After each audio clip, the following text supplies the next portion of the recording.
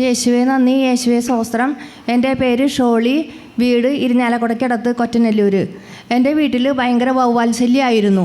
രാത്രിയായി തുടങ്ങിയിട്ടുണ്ടെങ്കിൽ നേരം വെളുത്താലും ഒരു 8 മണി 9 മണി വരെ വീട്ടുകളിൽ ഭയങ്കര കരച്ചിലായിട്ട് ഭയങ്കര അസ്വസ്ഥതയായിരുന്നു. എന്താ ചെയ്യേണ്ടതെന്ന് നമുക്കൊരു നിവൃത്തി ഉണ്ടായിരുന്നില്ല. അങ്ങനെ ഇരിക്കുമ്പോൾ എൻ്റെ ഹസ്ബൻഡ് ഒരു ദിവസം കുറേ പടക്കം മേടിച്ചുകൊണ്ട് വന്ന് പൊട്ടിച്ച് നോക്കി. പടക്കം പൊട്ടിച്ച് നോക്കിയപ്പോൾ പിറ്റേ ദിവസം നോക്കുമ്പോൾ ഇരട്ടി ശബ്ദമാണ് തോന്നിയിരുന്നത്.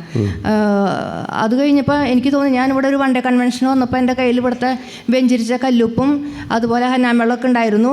അപ്പോൾ ഞാൻ പറമ്പിലിറങ്ങി വിശ്വസ്വർമാണമൊക്കെ ചൊല്ലിക്കൊണ്ട് ഇതൊക്കെ പറമ്പിലൊക്കെ തെളിച്ചു.